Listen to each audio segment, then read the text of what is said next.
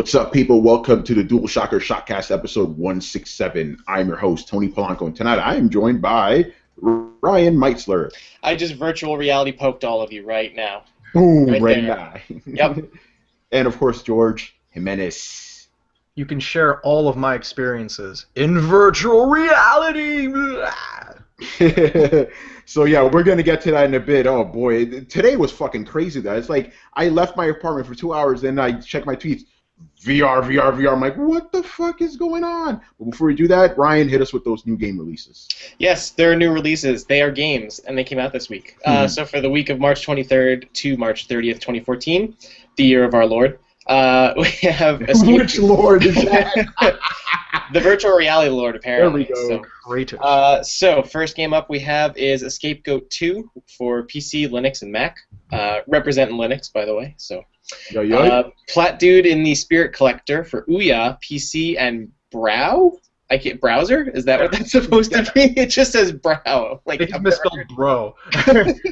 Yeah, bro. Your bro's gonna be playing that. Oh, it's for the Bro console. Anyway, Mercenary Kings for PC and PS4. BlazBlue Chrono Phantasma for PS3, and they still make those. They still make those apparently. Not for Brow though, only for PS3. Okay, so. there we go. Got to get that straight. It's on PS3 and PS3N, so Marketplace. The Witch and the 100 Knight for PS3. Woo. Diablo 3 Reaper of Souls for PC. Deception 4 Blood Ties for PS3, Vita, PSN, and PS3. Deus Ex The Fall for PC. Dos Equis. Dos Equis. Or as I used to call it, Deus Ex when I couldn't pronounce it. Fez for PS3, Nice. PlayStation Vita, and PS4. Dynasty Warriors 8 Extreme Legends Complete Edition for PS4 and Vita. They still make those too. They still make them too. Dynasty Warriors great. Right. Dynasty. Sorry, I just said that. Destiny of Spirits for PlayStation Vita. Dynasty Warriors 8 Extreme Legends for PS3. They still make it. So.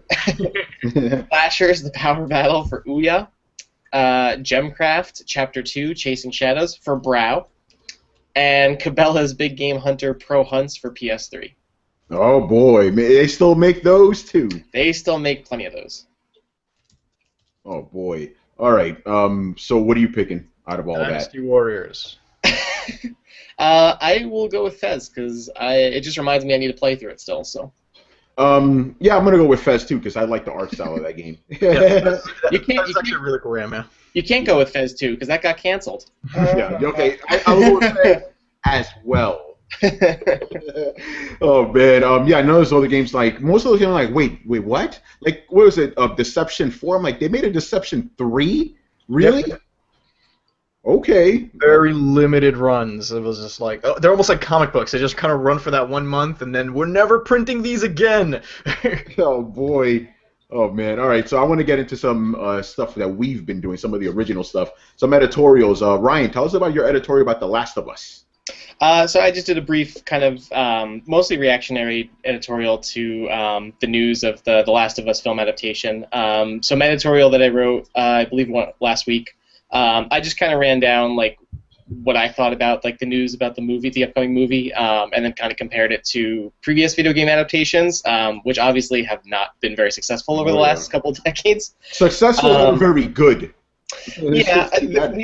Yeah, we've gotten a couple decent ones, and then I think some of the best ones haven't even been. Wait, what were the decent ones? Well, I was gonna say the ones that I mentioned in my editorial are ones that weren't even based on video games, but kind of had that, like Scott Pilgrim vs. the World and Wreck-It Ralph, like ones that kind of like are revolve around video games, but aren't based on any ones. Source Code reminded me a lot of like this is a video game. A little bit. I was actually gonna say like Prince of Persia was kind of decent. That was like probably one of the better ones I've seen. Not that it's saying much, but yeah, I mean like some of them are just kind of in that like like Mortal Kombat's just hilariously fun to watch, like even though it's a terrible movie. But yeah, the first Mortal Kombat is one of the I only can think of 2 video game movies that I like. I like Resident Evil 1, just one, and Mortal Kombat, and yeah, both of those are just goofy fun. But you're right, most video game movies that are good are not based off video games. They're just inspired by video games. Yeah. So yeah, that's kind of what I covered in my editorial, and then I also talked about a couple of the other upcoming game movies aside from The Last of Us, like Assassin's Creed, and then the Uncharted movie that's been kicking around for a while. So yeah, that's been about it. So. Yep. Oh man, what do you think about the? Can they ever actually nail like comic book movies? I mean, video game movies. Like, you know how comic book movies finally had their renaissance in the early 2000s. You think we'll ever see that for video game movies?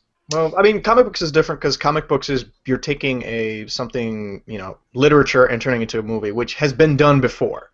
Yeah. People have turned books into a comic book is still a book. It's got pictures, but it's still a book, and as long as the story is good, the movie will be fine. The movie will follow suit. Like all the Marvel stuff. Like, yeah, it makes sense.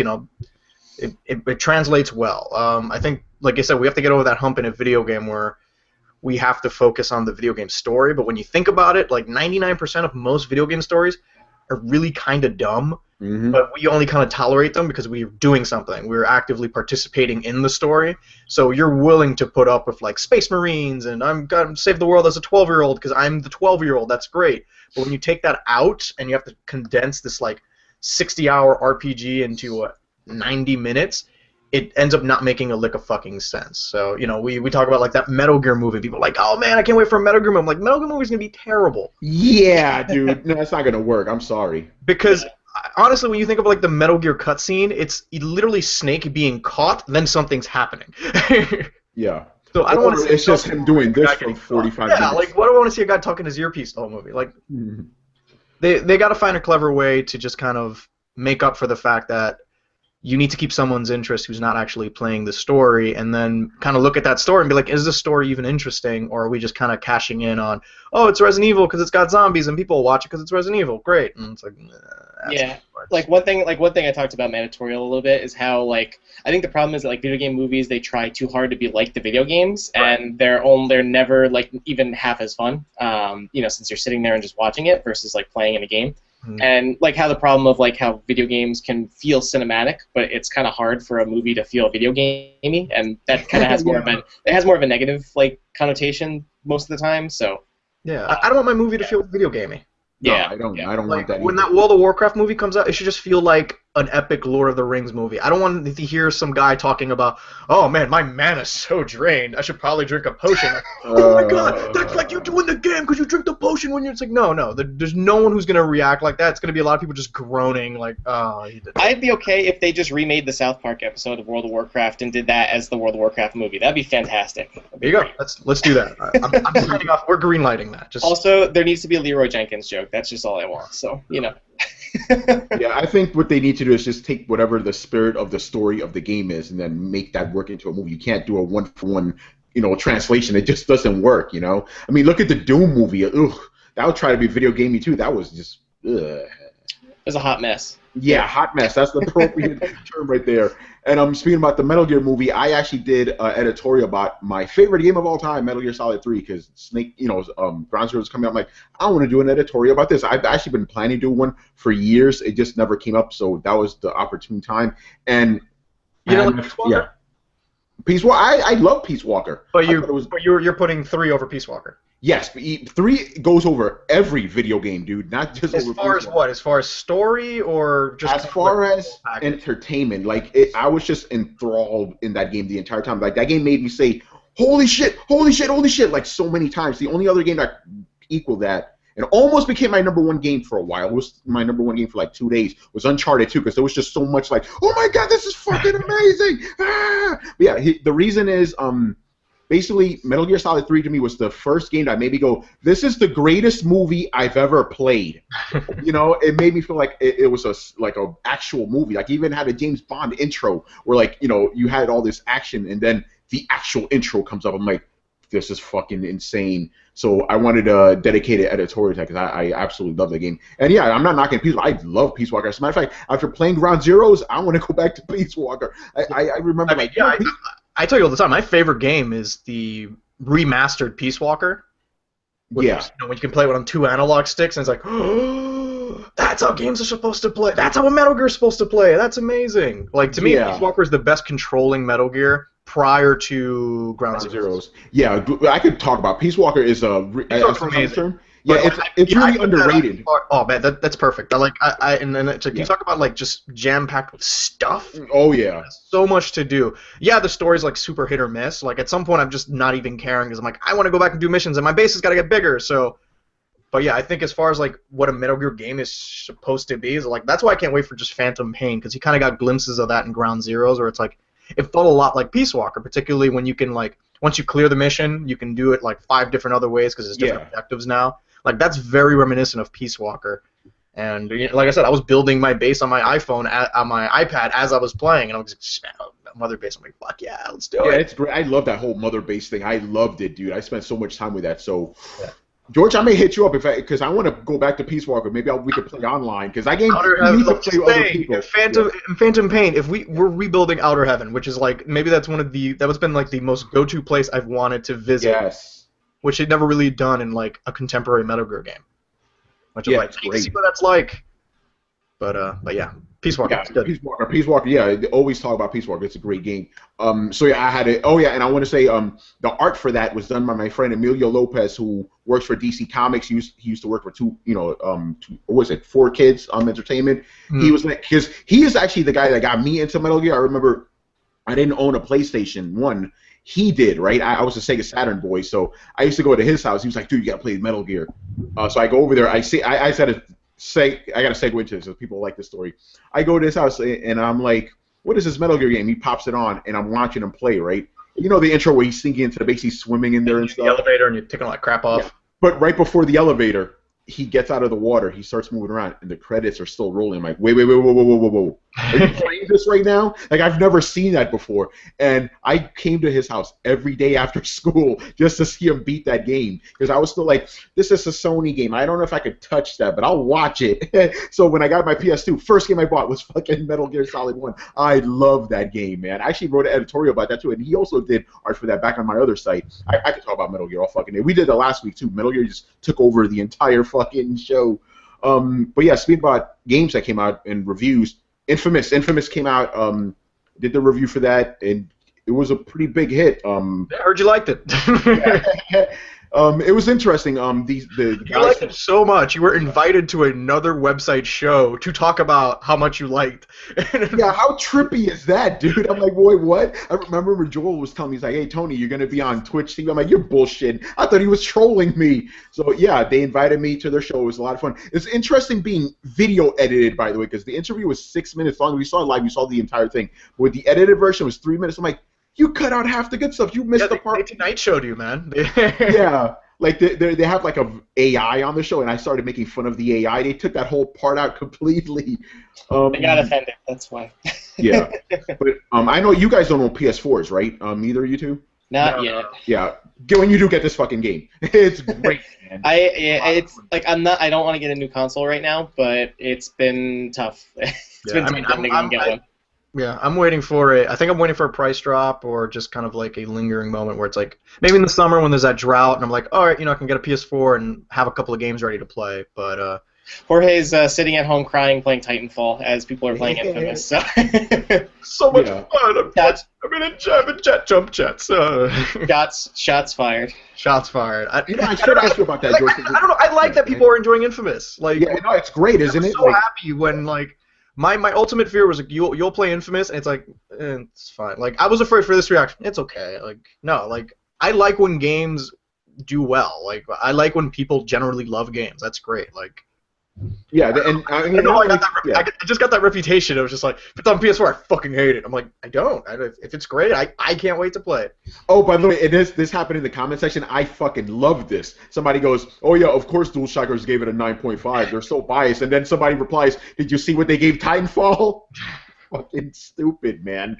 But yeah, dude, I mean, within the first 10 minutes, I'm like, this is a fucking blast. And it just stayed like that the entire game. I didn't give it that high score just because of the pretty graphics or any of that bullshit. It was a lot of fun. I'm actually on my 3rd playthrough right now because I want to get that platinum, boy.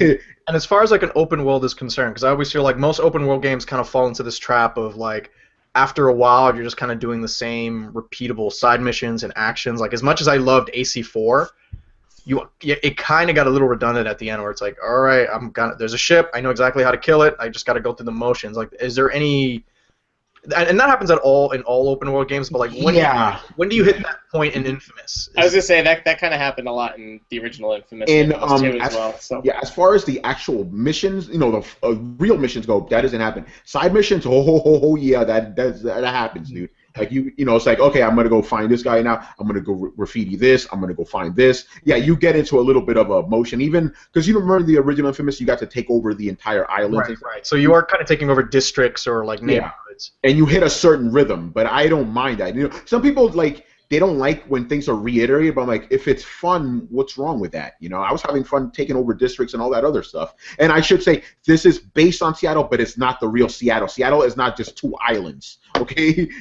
Just so people, get that straight. And they're not people with superpowers jumping around. Yeah, they don't have that either in Seattle. But yeah, it's just fun. Yeah, like I say, yeah, if you own a PS4 or thinking about getting a PS4, buy Infamous. It's fucking amazing. It's great. And how was the this is your 3rd playthrough then, right? Yeah, I'm sorry right now. It's, so you did the good bad playthrough. I only see a couple of minutes. Like I think I might like Delson. Yes, Delson. But I didn't like Cole. Yeah, I didn't like Cole McGrath. I like Delson. He's fun. Cole McGrath was so like one note. Well, you say Cole was interesting, but he was kind of just like a typical gravelly voice protagonist most of the time. So well, yeah, you remember when we had that epidemic of just kind of like shaved head white guys as main characters for a while? Yeah. Because that was roughly around when like The Force Unleashed 2 came out, and it was like, look at this, look at the Apprentice. I'm like, he looks a lot like Cole. I'm sorry, you just brought up the both of those games, the Force Unleashed games were. Well, I was so disappointed, man. I didn't like those games. But anyway, I digress. Go on. Yeah, bald guys. I'm glad they're gone. Like Delson has hair and he's Native American. That's beautiful. I love that. Okay, but like the good evil playthrough, do they feel like is there? Do you have like a preferred way to is evil Delson better than good Delson as far as like character development or arc? It's just like is he too like if you're good, are you too goody two shoes or? No, here's the thing about Delson, and I think this is perfect. He's never too good or too evil. Like basically, when he goes into the dark side, it makes sense. When he goes good, it makes sense too. He's still like an obnoxious asshole, no matter what happens. It's not like Cole. Like Cole felt forced when he went too good or too bad. Like in this one, since Delson already kind of had that kind of lovable scamp kind of personality, it kind of worked both ways. And then something happens in the story, obviously, where it's like, okay, this distinguishes him as a good guy or a bad guy. So they do a good job of that. And of course, the powers, you have to play through it differently if you're a good guy or a bad guy. The good powers, you kind of have to be more methodical about things so you don't hurt anyone around you and just so you could be more precise with your hits. When you're a bad guy, just go fucking nuts. Just kill everything in sight without, with reckless abandon. I really like that. So that's what I'm doing on my latest playthrough, which is on expert. I'm like, let me just play this on, just being evil so I can just blow everything up. And yeah, it's fun, man. And I want to try out the paper trail stuff. Oh yeah, that's that augmented reality. Like you go through a website and like out of game. It's like an out of game that you can play with it. Yeah, exactly. So yeah, but it wasn't up and running when I was reviewing the game. So now I'll do it. It's funny because when you guys know this as reviewers, when you play it for review, it's very different than actually playing it just for fun. So it was on maybe Thursday that I started playing Infamous for fun. I'm like, oh, this is my score was justified. This is great. I know that sounds weird, but yeah, it's just. Yeah, anything with like an asynchronous like multiplayer has that issue. Like I remember reviewing it was the first Dark Souls. And I had it before the servers were live, so I didn't have anything like people can leave each other notes, or you can join other people's games, or people can join your games. So I had no idea about that whole dynamic, and it was fun because I think I had like a full week in advance, and I marathoned it, did like 60+ hours. I'm like, I'm never fucking touching this game again. And then my younger brother got it, and he was like, this game's amazing. Some dude came into my game and killed him. I'm like, what? That could happen? What? And so I went back and was like, oh my god, it's like a new game entirely. Yeah, so yeah, I want to check that out. Supposedly it's like 5 hours worth of content. They're going to be releasing it like for the next 5 weeks, so that's pretty cool. Did you do that prequel stuff, that Cole's Legacy? There was some DLC for it, I think, either when you pre-order it or. But yeah, it's. I didn't get that. No. Yeah, it's supposed to be some playable stuff as Cole or some not. It's supposed to kind of bridge the gap between the game, but I heard it wasn't all that great. Yeah, no, I haven't. Yeah, if it's in there, I haven't seen it, so I got to check that out. That sounds interesting. I wonder if you get to play as Cole. I might be. I don't know. It might be available as just paid DLC in a month or two or something. But Yeah. And last review. Actually, no. There's one more review. Ryan, I want to talk about Plants vs Zombies. I hear this is actually a lot of fun. It is like it's one of those. I think this has probably been like one of those like kind of pleasant surprise games for me. Because when I first saw trailers for it, I thought like, oh, that looks cool. Like it's a neat little idea. But it actually plays surprisingly really really well. I mean, probably not so much considering it's coming from EA and they work on Battlefield and all that stuff. Evil. Yeah. It is an actual EA game that works, so that's kind of nice too. But yeah, I mean, in my time that I spent with it, I really enjoyed it. It's a really fun, like it was one of those games that I could just hop in and be like, oh, just one more round, and I could always have fun pretty much every time I played it. So that reminds me a lot of like that Mass Effect co-op multiplayer. That was a lot of fun. I had fun with that. Yeah, I mean, if you're a big like TF2 fan or a Battlefield fan, then I think you'll love it because it's pretty much a blend of those types of games where it has like the kind of kooky humor of TF2 and then like the class-based stuff, but also like the strategy and the kind of design of Battlefield. So that's kind of what I got from it. Nice. And the last review, George, I really want to talk to you about this. How did you like the Witcher comic? I know you really liked it, but how did you feel as a fan of the series? How did you think they did, with the comic book? Well, I'd like to make the comparison that Witcher comic reminded me a lot of, like, say, how they do Conan with this whole kind of, like, wandering hero vibe where it kind of doesn't, like, you can kind of jump into the number one not really knowing anything about the Witcher aside from, like, he's a badass. Yeah. And, there's no real mention of anything that happens in, like, Assassins of Kings or kind of leading up. This is kind of like the in-between moment where it's, like, it's the Witcher being a Witcher where he's just kind of wandering around and slaying monsters. And I kind of compare it to almost like a Doctor Who and a companion. So, like, I see him just like, oh, this is his new adventuring buddy. Because the story is really more about his traveling companion, Jacob, whose wife is like a vampire, and then they go through the Black Forest, which you've never, if there's a forest called the Black Forest and there's bodies hanging from trees, don't go in that fucking forest. Like, agreed. Dark Fantasy 101 is don't go into the Black Forest. And they do, and it's, the Witcher being Witcher. He kills monsters with, like, relative ease, he's super smart. He's got yellow eyes, That's awesome. So yeah, I wanted to take on that. So you think it does a really good job of capturing that Witcher-ness, right? I think it does a good job of being a kind of like a fantasy horror because it's got like a nice fantasy horror vibe to it, especially the color scheme, a lot of dark purples and deep blues, and it's a good read. So even if you're not like a Witcher fan, but you're just kind of like I like elves and dwarves and forest monsters, like yeah, you'll get a dig out of it. Like I think the monster designs are very kind of like. They look all weird and contorted, and the art's really nice and I like the color on it. But yeah, I mean, Witcher's for number one, it's not bad. Like it's not gonna go for a grand slam right there. It's a lot of just kind of like world building, but I'm sure it's one of those where I'm pretty sure issue two is gonna be really great on that one, just because now they're into that. Now the vampire lady's got them trapped in the house. So I was like, oh, this is gonna be kind of neat. But it feels a lot like a Witcher side mission, as opposed to just something meaty like the full campaign. And those are my favorite parts of The Witcher when you just kind of meet strangers like, oh dude, you gotta kill this fucking werewolf. It's just eating everyone. And like you don't have to do it, but a Witcher's job is technically to go kill monsters. So it's like it's good to see The Witcher just doing Witcher stuff. Yeah, being witchery. Exactly. That's awesome. That's from Dark Horse. So they do a lot of Mass Effect comics, and just they did the Tomb Raider one, I think, a while back. I'm actually going to have the Tomb Raider #2 review up for you guys this week, so look forward to that. I really like what Dark Horse is doing with the video game stuff. They got a lot of good things going, Yeah, I mean, you get good writers on it, and you just don't make it too, like I said, like, The Witcher almost had no reference to The Witcher 1 or Witcher 2. Like, there's some location, he does spout off a location that he's been to and kind of like casual conversation, but that's the extent. Like, they're really concerned about, let's just tell a really good story and right now. You think that might be how they could do movies for video games in the future? Just don't worry about the video gaming and stuff and just tell good stories? The movie Dredd is my favorite superhero movie ever. I love that movie. Because it literally has nothing to do with anything Dredd related. It's just like, oh man, Judge Dredd he's just got trapped in a building and he's easy to kill everyone to get his way. That's all I need. And, there's a subtle hint like, oh, he might be like a clone or some weird guy, and then that's it. It's like, all right, good. That's mysterious background. Never see his face. He's angry. I'm like, that fine, done. Dredd is awesome. Yeah, it's great, man. I love that. Yeah, so maybe you could just We don't focus need on that. origin stories. Yeah, Ever. no, we don't. We don't. We could just tell a story of the character, and that's it. We're Like, fine with that. You like know? they can make a really good Tomb Raider movie without us needing to know like how she got into tomb raiding. It's like, no, she's an adventurer. Done. There you go. This is a problem she's got to face. I wish they would have done that with the Amazing Spider-Man. Just get into it. I don't need the origin again. You know. Do it in 5 Anyway. minutes. You literally can do it in 5 minutes. Do opening credits, just montage. Thank you. That's what I just said. Spider Like, and then he shoots yeah, webs. just do it in opening credits, and you're good to go. I don't need a fucking hour to see Uncle Ben. That's why I kind of like that Superman versus Batman movie, because I'm pretty sure we're not going to get a Batman origin story, and like we already had like we're not going to retell Superman's origin story. It's just going to be Batman just angry guy in a bad suit. I'm like, I'm good. Let's do that. So he says now, and then wait till next year when they do the origin story for both Batman and Superman in the movie. Oh, again, no. I just think an origin story is a waste of like 15, 20 minutes of a movie. Agreed. I told you we don't need that. Anyway, let's move on to our main topic. There's been a lot of talk about virtual reality. We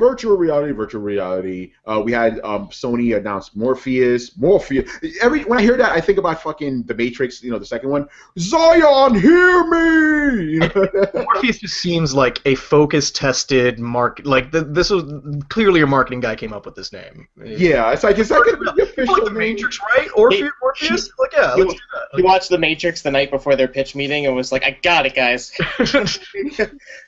Leave early. I have it. I have it. This is it, guys. And then today, obviously, the big fucking bombshell. Facebook buys Oculus VR for $2 billion, right? Oh God! Technically, it was like $400 million in cash, and then the rest was Facebook stock, which is still pretty. So a project that got started on Kickstarter was bought for $2 billion. That's not bad.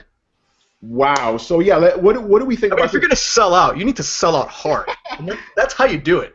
All right. And now, how do we start this? Do we start off with the positive or the negative? Because me personally, I'm not buying this whole thing. You know what, George? You wrote an editorial. Just go with that, and we'll bounce off each other. So yeah, why do you think this is not a bad thing? Well, yeah, I mean, my editorial is mostly based on just the initial reaction for, because maybe I'm just out of the loop. Like, I don't, I've tried Oculus Rift. I think it's really cool, and I think that's a really cool peripheral to have for gaming, and I can see the benefits of having an Oculus Rift, and I can see where it's going. I'm not a backer, so I'm not getting one, or like I don't really have anything invested into an Oculus Rift.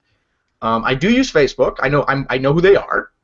But apparently everyone's initial reaction was blah, Mark Zuckerberg. Like, okay, wow, all right, let's kind of look at this. And most of people's reasonings as to why this was a bad idea just didn't make sense to me. And yeah, such as that this is a ploy. That this is just another way for Facebook to steal my identity. Type mentality. Like it's weird. Yeah, that's stupid. I'm like, wait, steal your identity. You're putting your identity out there for everybody to see. My example was, you put the Oculus Rift on, now Facebook has my retina scan, and now, and let's just say I work at like a nuclear power facility where they're using the retina scans. You sell that information to the Iranians, or maybe the Russians, because that's more topical. Yeah, there you go. And then, there you go. Keys to the car. Russia takes over the United States. Mark Zuckerberg is a communist. I figured it out. Please tell me people aren't really subscribing to that idea.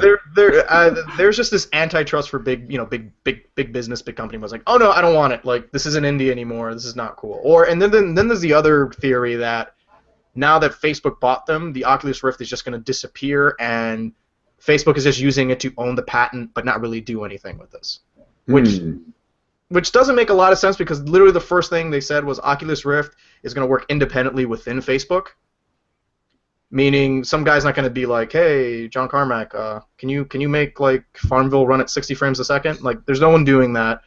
Then they said they're trying to accelerate it out into market, meaning they're trying to get Oculus Rift out there. So it's not like, now you're never going to see an Oculus Rift anymore because they sold the patent to the military. Like, no, this is a thing. They want to launch this product. They're looking forward to launching this product, and they're looking forward to doing more things with this. But yeah, so my editorial was just like, why it's not a bad thing, and the best way I put it is, these people who are making this very experimental tech now have the financial security to just focus on developing this thing the best they can and getting it out the door. Like, they can literally tell John Carmack to just sit in this dark office and make this awesome, and you will get paid. Yeah, and they definitely have the funds for it. Yeah, I see it as now you have Facebook's unlimited resources and their distribution channel, their network. So it's like, hey, you know what? They'll get this into retailers now. Like, we'll see Oculus Rift in Walmart now, which will be amazing. And then I made the point of saying, like, this actually makes this technology seem less gimmicky. Like, we're gonna see mainstream news stories about this tomorrow. It's true. Fox is gonna run with it. CNN's gonna run with it. And then you're gonna have people talking about virtual reality. And it's like, what does this mean? And I like seeing stuff like that getting discussed out there. Because, like I said, we've gone through, and I think we're just kind of jaded in a sense where it's like, we've seen this quote-unquote disruptive tech come to our way. It's like 3D, motion controls, fucking vitality sensors, Virtual Boy. I think people are just worried that they might get another Virtual Boy. Yeah, I can't see red now. It looks like a Virtual Boy from the out. Like, the headset looks like a Virtual Boy, just without the legs. But it's not, which is great. But it's not. It's not the worst thing in the world. Like, I think people can't divorce their feelings from Facebook as a site and site policies and just Mark Zuckerberg. Yeah, he stole Facebook from some other dude. It's like, no, these are. I took it as a guy who's generally excited about this technology, and said I can see this being used other than for video games. Ryan, go ahead. Go for it. No, that's okay. No, I'm good. I was just saying. Yeah, I think just like Facebook as an entity, like people were, getting like riled up about it. But I mean, like I agree with what Jorge was saying about how it'll definitely bring it into the mainstream, and I mean it's the best kind of press that Oculus can get. I mean, especially with the audience that Facebook has, considering they have such a huge, huge audience. Yeah. Also, it means it's going to get released. Yeah, that's true too. I don't think Facebook is just going to sit around and be like, oh, whenever you guys are ready. Like, no, now they'll get some pressure, but now they'll have infinite resources. Like, if you go to the Oculus Rift website, they're hiring. They're not short of money. They can get fucking programmers. Send your resume in. Work on the Oculus Rift. And I think it's just someone seeing that, like, there's potential here, and I want a piece of the action. And that's how billionaires become billionaires, because they can predict a trend. And they see something we don't. Yeah. I actually stay away from the sinister conspiracy theories of it. He's gonna steal your identity, and that's ridiculous. You're gonna steal the NSA. My thing is, and here's how I say, I'm not subscribing to the whole Facebook thing. It's stupid. It's ridiculous. My thing is, the whole virtual reality thing, I don't really buy it. To me, that it feels like another gimmick. I play with the Oculus Rift. It's cool, but I see it's a gimmick. I'm not really buying the whole thing. And this is me being maybe a tad unrealistic. My thing is like, just give me the holodeck already. I don't want to put shit on my head. Give me a holodeck, man. Just skip this step and that's what I want. I just skip do a holodeck. Seriously. That's what I want. It's like, give me hard light projections that I can have sex with. That's what I want. I don't want to waste your time with headsets. This is stupid. Yeah, that's the thing. It's like, okay, hey guys, okay, we're home now. What are we gonna do? Let's put on some headsets and we're gonna go in, boy. It's just so silly to me. I mean, if it works, it's cool, but it seems like 3D to me. Remember when 3D movies were like a big thing? You go in there, you put on your stupid glasses, like, this looks dumb. This looks worse than actual 2D. Why am I wearing this crap on my head? Well, remember, the problem with 3D was people kind of didn't know how to use it. Like, they said, and there were some studios that said, like, no, you have to make it fucking 3D. And I'm like, oh, fine, I'll have a guy throw a thing. Yeah, there is a difference between movies that are made in 3D and movies that are converted to 3D. But yeah, actually, let's go back to the Oculus Rift.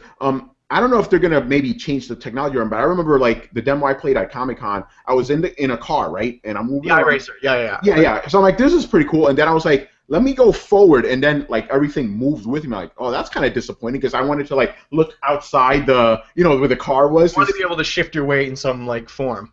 Yeah. So if they do something like that, that would be kind of cool. Like, you know what I mean? Like, like if you move, everything moves with you. It isn't like. It isn't like you're in an actual car. You can actually see the wheels and stuff. Yeah. But, well, to me, I think that might be like a per game thing because I don't know how its axis is set. Where it's like, is it just detecting my head movements, or can I, is this when the controller has to come in? Like, yeah. I think it's just supposed to be like your head, but then again, like it might be just like a per game thing. Maybe they just want you to be in a cockpit of a car. Like, I tried at Indiecade. I tried Eve Valkyrie. There we go. where yeah. you're in a fighter thing and you look down and there are a pair of legs, which looks so weird because those legs aren't moving. And I'm like, I'm pretty sure my legs are moving.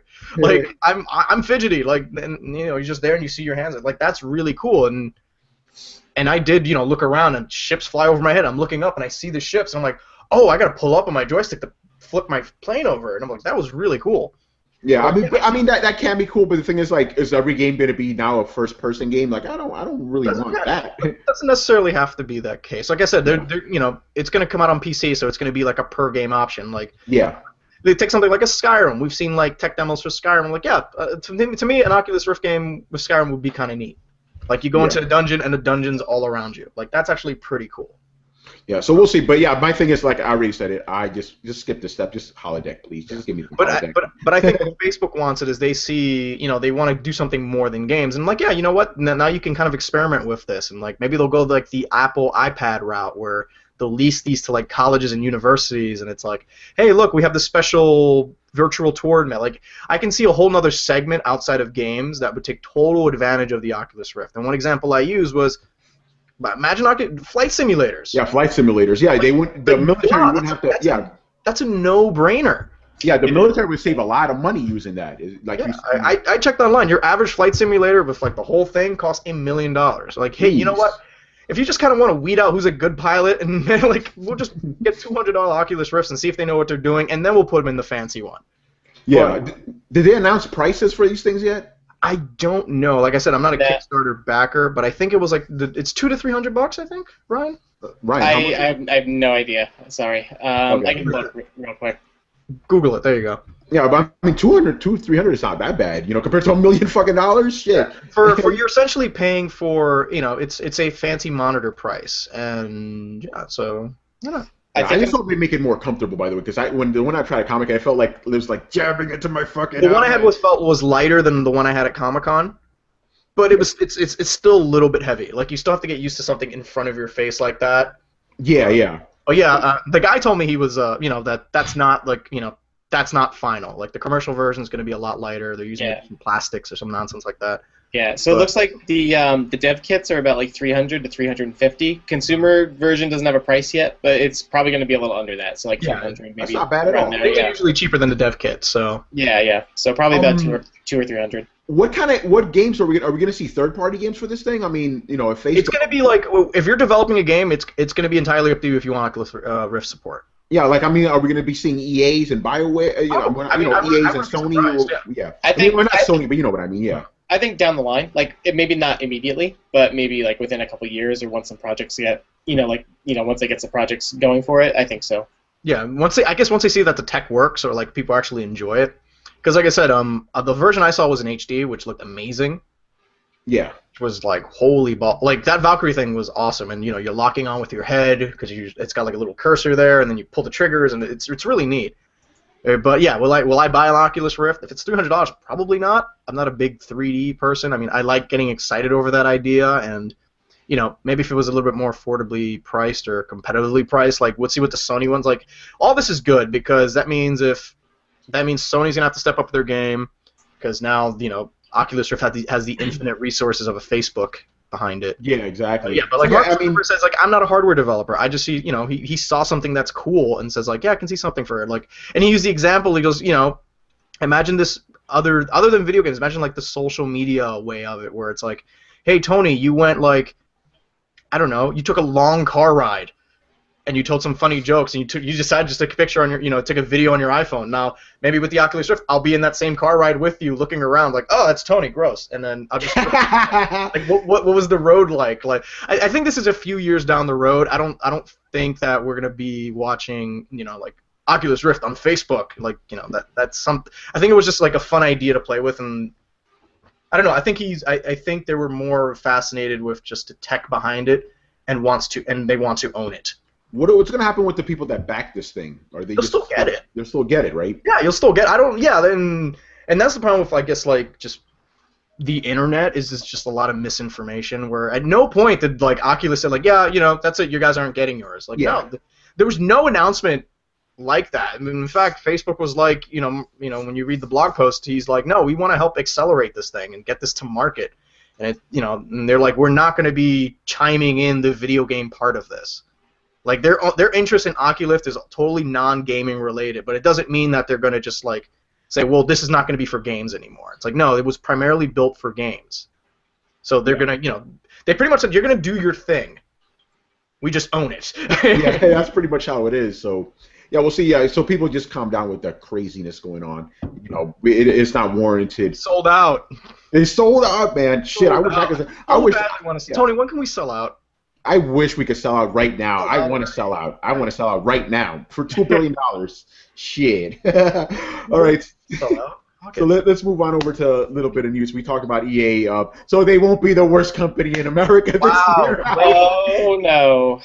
They got beat down by a Time Warner appropriately. Oof, man. Like they actually got beat by professional crooks. Like, yeah, that makes sense. Like, here's my thing, and some people gave me shit about this because they're like, oh, why are you defending the EA?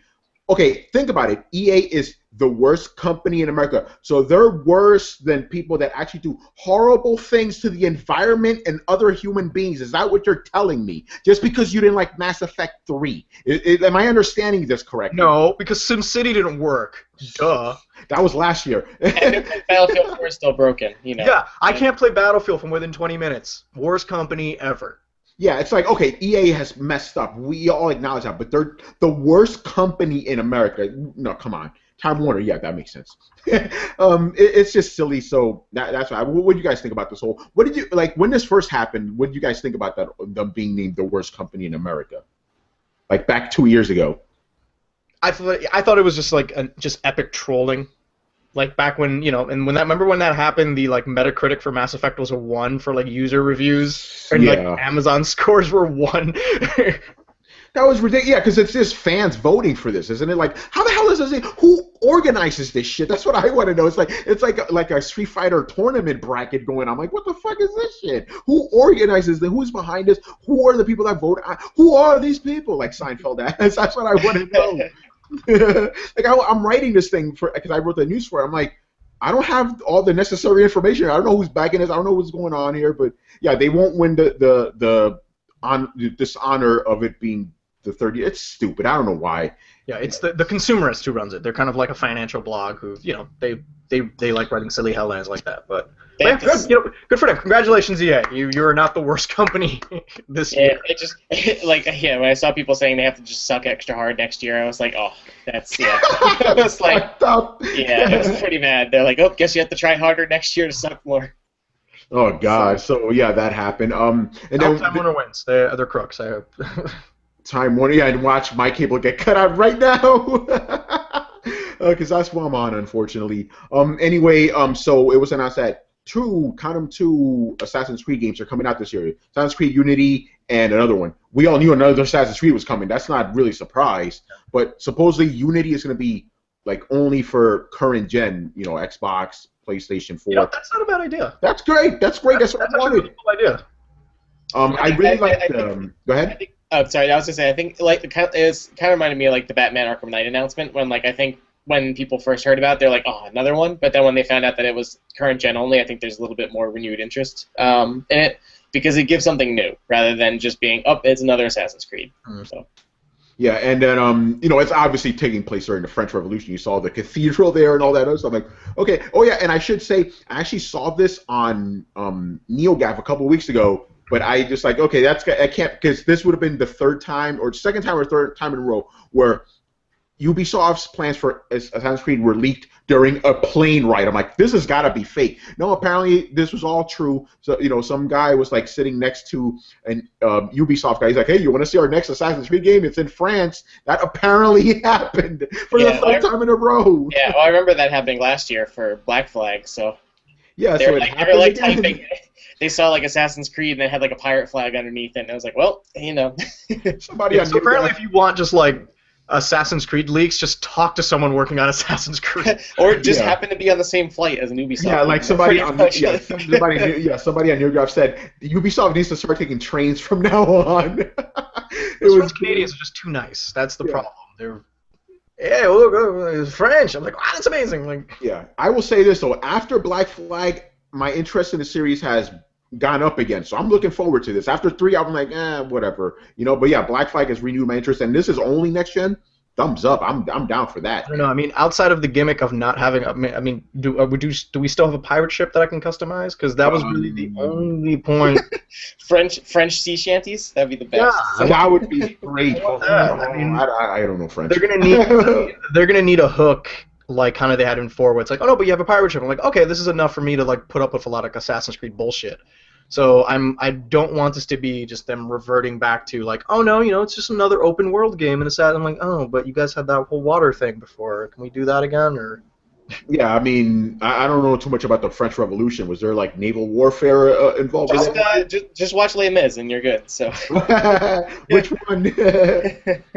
Oh man, so yeah, I mean, I'm looking forward to it. I want to know what the other one is. Like 2 of them, or is it one going to be on a Vita or something, or is the other one going to be on last gen? Who knows? That'd be cool. It could be, yeah, maybe. Yeah, well, we'll have see. Plenty of studios to just kind of like make multiple games like that, like, and I don't know. I like that idea of like maybe the other Assassin's Creed does take place during the French Revolution, but it's a different character in a different part of the world. That would be cool. Like that way, that way you don't have that way just the core concept of the 2 games, even though they're on 2 different platforms, are essentially the same. So that way, if I'm playing on a 360, I still have an Assassin's Creed, but isn't quite the same as the one on Xbox One, because it's technically it's 2 different games because 2 different main characters doing 2 different things, but the gameplay itself is essentially the same, which kind of gives you more reason to like, oh well, if I have an Xbox One, I should probably go back and get the other one for my 360. And I don't know. I don't think it's a bad idea. I like it. I'm down with it. It's cool. I don't know if this is going to split development time. Does this mean both games will be significantly shorter because it's not all one thing? But I mean, that'd be an interesting question. I mean. We'll know more. This sounds like an E3 kind of reveal. Oh yeah, totally. I don't think so. I think it to me it sounds more kind of like what they did with Assassin's Creed 3 and with Liberation, where they had like 2 studios, working on different versions at the same time, pretty much, and then releasing around the same time. So, but I guess we'll have to see. So.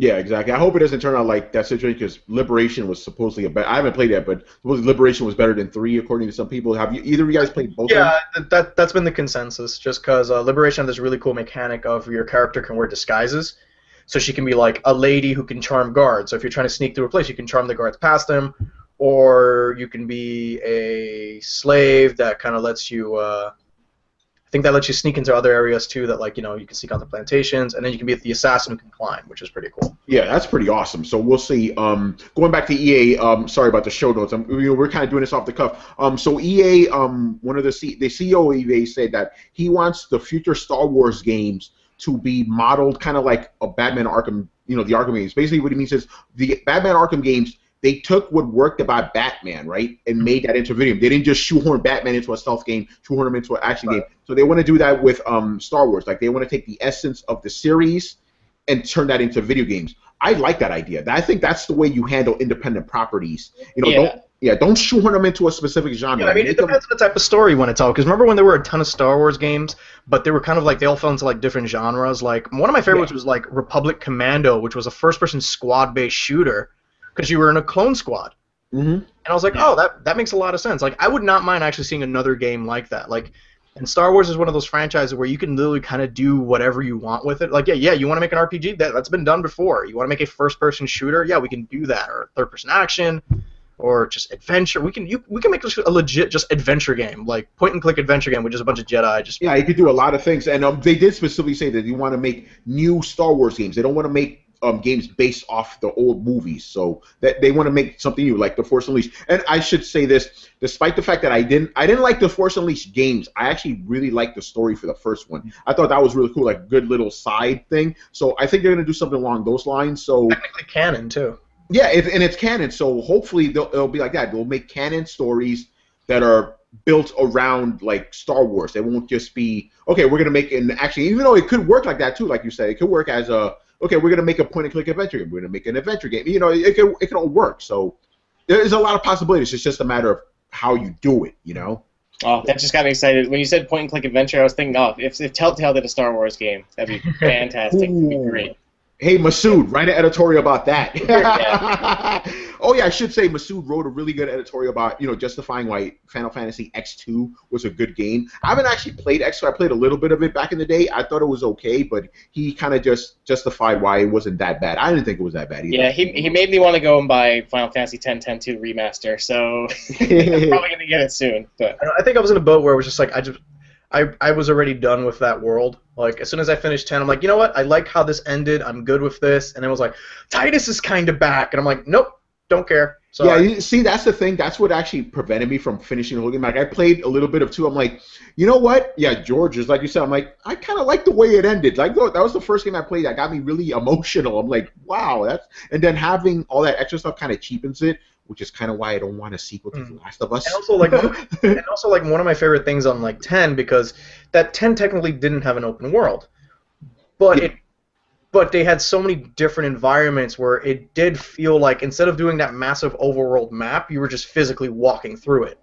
Yeah. Where, they did that kind of, like, fantasy RPG trope where it's just like, hey, you need to get to this town, you gotta go through that weird forest or climb this weird mountain, and instead of just doing that big, overview of just your big character walking through mountains, like you're physically in the mountains and doing it. I'm like, oh, that was pretty neat. The only problem is you never had a reason to go back. It was always just move forward. So in a way, it didn't feel too RPG-ish because there were kind of like in 13 there were just like no towns. Yeah. You just just keep moving forward. Don't worry about it. You're good here. Grind a bit, move on. And I don't know. I think just that old JRPG kind of style is a little bit dated, and That's why as much as I really want to play Ni no Kuni, I can't play a grindfest Japanese game. Like I cannot do it. Yeah, and I should. Kuni, I can't. I don't have that kind of time. Mm-hmm. Ni no Kuni will take your time, but I should, since we're talking about it, I reviewed that game last year. I loved it. I thought it was great. Yeah, it is very old school RPG. You have to just grind the shit out of stuff, and it has creatures that you also have to level up, so that's that Pokemon-esque kind of thing. You could grind the shit out of that game if you really let it, but I don't have a problem with that unless I have to review it, then we have a problem. So I'm like, hurry up, I need to review this shit fast. Yeah, I don't know. I can't do a grind fest anymore. I don't blame you, dude. I remember when the guy's playing the Star Wars MMO again. Yeah, I remember when I played Dragon Age Origins for the first time. I'm like, wait, so this is an RPG and I don't need to grind. I kind of like this. This is good. Grinding has its time, but I'm kind of done with it myself. But the last bit of news. This is a no-brainer. Titanfall 2 won't be exclusive to Xbox. I could have told you that. Actually, as a matter of fact, I remember I've been saying this for a year. I'm like, oh, Titanfall's exclusive. Titanfall won't be because it's EA. Remember Microsoft and EA always have that kind of arrangement when it comes to new IPs, where it's like, hey, give us your first game. We'll give you a shit ton of money to give us your first game, and it's like, yeah, I mean, and as a publisher, you want your game to come out on multiple platforms. That's how you make that's why Call of Duty makes $1 trillion a year, because it's out on everything. Exactly. So the way Titanfall is going, because Titanfall is actually, despite what some people are saying, it's actually very successful. You think they're not going to want to bring it to PS4? It's coming to PS4, people. Just watch that happen. Yeah, unless Microsoft has this insane just give them an offer to keep it there. But I think the money that EA wants to keep it exclusive, is it more for Microsoft to be like, you know what, fuck it, release on everything, I don't care. Yeah, Jorge's going in tomorrow to go trade his Xbox One and then go get a PS4. So well, it's not out yet. Maybe when it comes out, when Titanfall 2 comes out, think about it. Yeah, but I think even I have a feeling it'll probably at most be there'll be a timed exclusivity sort of thing. So maybe it'll be on Xbox One for 6 months, and then it'll be out on PS4 or something like that. Which I wouldn't be like that, yeah. Yeah, or even if Titanfall 1, I wouldn't be surprised if a year or two, maybe a year from now, if it ended up on other consoles. Kind of like stuff like BioShock, when the original BioShock came out, and that was that came out on PS3, 2 years later after the 360 version. So. Yeah, it could happen. So we'll see. Yeah. I mean, but we all knew this was coming. I mean, come on, it's EA. EA is not gonna keep. Yeah, it's not gonna happen. Come on. They're the worst company in the world. They want to make money. They want to keep Titanfall only on 360 or on Xbox One. I'm really curious to see what that's going to be like on 360, because that's been delayed until April. Yeah, I don't know. So I'm kind of morbidly curious to see it, because I'm like, that sounds like a train wreck. Yeah, it could be. And the last, I just want to talk about this real quick because Ryan, you posted this, you bastard, you got to it before me. Those Dragon Age pictures, man. Oh, Dragon Age Inquisition is the game I'm most looking forward to this year. And those pictures were like, yes. They're running a contest on their blog to voice over an NPC. Oh man, I should try that. Oh yeah, and I want to give shout out to Bioware. Thank you for remembering that dragons have 2 arms and 2 legs. There's a lot of wyverns passing off as dragons nowadays, and I don't want to hear, oh, they're not real animals. Listen, I know they're not real, but there's a dragon, there's a wyvern. If they were the same, they wouldn't have 2 different names. I'm sorry. Those dragons in Game of Thrones are not dragons. The dragons in Skyrim are not dragons. They're wyverns. Okay, just had to say that. George, what is going on over there? We're having this talk? Yes, we are, damn it. Just thank you, Bioware, for fight about mythical creatures? Yes, damn it. Just think about it, yeah. Dragon, That's like going, oh yeah, Batman, Superman, it's the same thing. No, they're different. It's like when people talk about fucking vampires, and it's like, no, my vampire shouldn't glow, vampires shouldn't glitter in the sunlight. Oh, what do you mean? What, snakes don't kill them? It's like, no. First of all, vampires don't exist, so you can say whatever the fuck you want about them. You can make up the rules as you go. So the same thing goes with dragons. What's the point of having a dragon and a wyvern, then? I've not seen dragon or wyvern bones in my life. But I do know they make up creatures. So if I want what's wrong, man. If I want to make a serpent-type monster with wings and call it a dragon, you know what? It's a fucking dragon because you know what? It's my thing. I don't like. If I wrote a short story, dragons have my dragons actually look like like tiny people with just wings on their head. You know what? You can't stop me. So I could make something called a troll and it looks like an elf. That's what you're telling me. Whatever you want. If it's in your whatever fictional universe you made up, you make the rules. So fuck it. Who cares? I care. People are screaming at their computers right now watching this stream. So Dragon Age Inquisition. Oh, I am looking forward to this, man. Okay, the thing is, I mean, I like Dragon Age 2, but I know it's false. So, and this is going back to more Origins, so I'm down with that. Oh, I can't wait. Cannot wait. And that's it for the news. So let's talk about what we've been playing this week. Ryan, what have you been playing? Well, as we talked about before, I reviewed Plants vs. Zombies Garden Warfare. So I've been playing that a little bit here and there when I've had time. I actually just finished Gravity Rush on Vita. I finished that up yesterday, nice. And I really liked it a lot. It was a lot of fun. So I think I might do Final Fantasy X-10-2 Remaster. I'm waiting to see, though. I don't know. I have a couple other Vita games I want to play, but I think that's it. Either that or Monster Hunter Freedom Unite just went on PlayStation on the PlayStation Instant Game Collection. And I never played a Monster Hunter game, so I might try and jump in that. Okay, yeah, I was going to ask you, like, have you played those games? I played a Monster Hunter game, and not so much. I don't like it. I was a Phantasy Star Online person, which is essentially a sci-fi Monster Hunter. Yeah. The thing I never got into Monster Hunter is Monster Hunter has a lot more loading screens. Yeah, I've never played any of the games, and I was between that. Originally, I was going to try and get Monster Hunter 3 Ultimate on 3DS, but I figured with this one being free, I could try that out. But why not? It's free, right? Yeah, yep. But that's it for me. So. Okay, George, what about you? What are you playing this week? Aside from I'm playing Titanfall like every night for like 15 minutes. It's a good. I wanted to ask you, like, does this have staying power so far? I mean, it's only a couple of weeks in, but do you still feel the same way about it now as you did? Yeah, I mean, he traded it in. He's done. I'm fucking done with this shit. But you're still having fun, right? Yeah, I mean, like it replaced Battlefield for me. Which, because, like, some nights I was able to play Battlefield for, like, 15, 20 minutes, and other nights I'm like, oh, okay, Battlefield's not working tonight. Great. So every night. I'm going to read a book. But no, I get on, and then, for the 15, 20 minutes or half hour that I'm on, I'm having a real good time. It's still fun. I find people to play with, and like I said, it's any game where you can get on with friends is always a good time. And Titanfall is, like, the newest, shiniest thing to play with my friends, so, like I said, I'm digging it. It's overall just a fun game. Like, we can talk about resolutions and frame rates all we want, but honestly, as soon as you feel good, you feel like you did something, and that game is really about you leave there with a unique way that you got killed or killed someone. Yeah, and I heard they're bringing deal. That's how I feel like when I talk to someone who's been playing Titanfall. We always have a weird story about like the night before. It's like, I ejected, and then as he was ejecting, he kicked me right in the face in the middle of the air, and like then I went invisible, and it's like so everyone's always got this like unique Titanfall story, which is really cool. That's awesome. And as far as I'm concerned, I'm playing Atelier Escanlagi. I should have the review up for you guys this week. Sorry, but Infamous and Metal Gear got in the way of that. You know what? The more I play it, the more I actually like it because it's a really niche game. You know, it's very, it's a JRPG. That J is capitalized. It's very fucking J. But I like it. It's a very different kind of RPG because most RPGs like, oh, but I gotta save the world. This one is just like, let's alchemize stuff. And yeah, I know alchemize is not a word, but I like saying alchemize. So, so I'm playing that. I'm playing Infamous. I'm doing my extreme run. That's the hardest difficulty because I got all the other trophies. So I get that one, bam, I got the platinum, and I played some Metal Gear Ground Zeroes over the weekend. Oh my God, this game is good. Ooh. I got all the patches, so I was able to do an Xbox One. There's a Raiden mission you can do when you collect all the patches. That's nice. Yeah, I did the whatchamacallit, the recreation of Shadow Moses. Yes, that seems like it's cool. Like, dude, I was having so much fun. The Raiden one is fun because it's a body snatchers invade, and if you know Kojima, he made a game about like body snatchers. Yeah. Their body snatchers take over the military base, and you're Raiden doing the super running and just killing everyone there. It's really cool.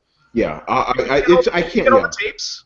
I haven't gotten all of them. I only got maybe 7 out of 17, so I need to check that out. Oh yeah, and I should say this just so to debunk any theories. Skullface is a brand new character. He's not because people. If you listen to one of the tapes, he's not Volgren. He's not anything. Which apparently there's a lot going on in those. Like you actually want to collect those tapes because some of them give you some background on the characters. Some of them are just fucking horrifying, which kind of changed the tone of the whole fucking game. And not to spoil it, but it's like rape is like really prevalent in one of the tapes, and I'm like, okay, Metal Gear. You always kind of like skirted around the subject because you were just kind of this goofy military fantasy game, but like that shit got dark, and I'm just like, I don't like this anymore. Yeah, it's interesting because now after I reviewed it, I got to play just like I normally would. So what I did was I listened to all the the pre-mission stuff. I'm like, okay, this all makes sense now. You're right, it gets dark, dude. It gets really dark. It's dark and really uncomfortable, and I'm just like, I don't like. Kojima's lost his mind, or like it really tonally changes the game for me. Where it's just like you go in with Metal Gear and it's always like this over dramatic and this like commentary about nuclear terrorism and torture and all that stuff. But I feel like there is less humor in this game than like your typical Metal Gear thing. Because in Metal Gear, you always come as serious as it gets. You always have that guy who's like taking a shit in the bathroom. And that happened in the mission I played, by the way, not the virtuous mission. I'm drunk, people, by the way. It's already gone. The Shadow Moses mission, like you actually like go into one of the because there's porta potties everywhere, and you hear somebody like, "Argh!" And Kaz is like, Snake, you better leave that guy alone. But I didn't say this in my review. I said this somewhere else. Basically, the main mission, Ground Zeroes, it's very tonally different from any other Metal Gear game. But that's a bummer. Yeah. But the side missions are very much Metal Gear. Yeah, they're great. Really the side missions are pretty amazing. Yeah, like the Hideo Kojima one, that had me on the floor, dude. And what took you so long, Snake? Yeah, and the Shadow Moses mission, there's even a Kojima Productions like building and stuff. Like, okay, it's like Kojima Productions. This must mean something. The Raiden one has that same thing, and I guess they have like the prototype names because you saw like Metal Gear Babel and like Metal Gear like Ghost something, and I'm like, and even Kaz is like, I don't know what that means. Metal Gear what? And I'm like, oh, that's kind of neat. But I just find it so funny that people are complaining about the length, and there's so much to see and do in this short little game. I'm loving it, man. It's great, And I think that's the consensus for everyone on the site, on DualShockers. We've all played and we all love it. It's just a lot of fun. And I think that's it for this week. We got a special surprise. Go ahead. You got something else? I'm playing Shada. What else are you playing? Shada. Luftrausers is amazing on PC, Vita, and PS3 and Mac. It's kind of this arcade shooter where you control a little airplane, but the whole idea is you kill your engine so you stall and you're avoiding combat. It's really neat. The feature I was going to work on today before I got like interrupted with Facebook buying up companies. You'll see something about Luftrausers later. Yeah, is that how you pronounce it? Because people have it go like left trousers. Luftrausers. I think it's supposed to be like fake German, so you say like Luftrausers. Yeah, Luftrausers.